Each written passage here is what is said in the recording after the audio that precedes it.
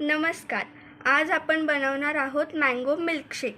त्यासाठीचं साहित्य: mango pulp, दूध दूध पावडर, साखर, ड्रायफ्रूट्स. आता आपण हे सगळं साहित्य मिक्सरच्या जारमध्ये घालूयात.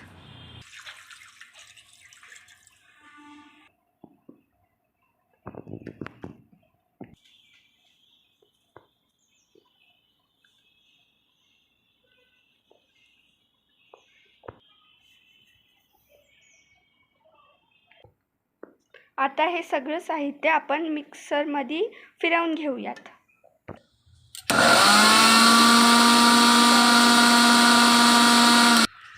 आता हा मिल्कशेक आपण ग्लासमध्ये काढूयात.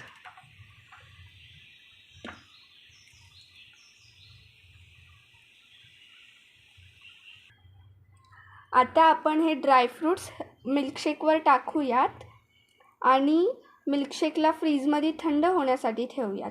मग झाला आपला मिल्कशेक तयार.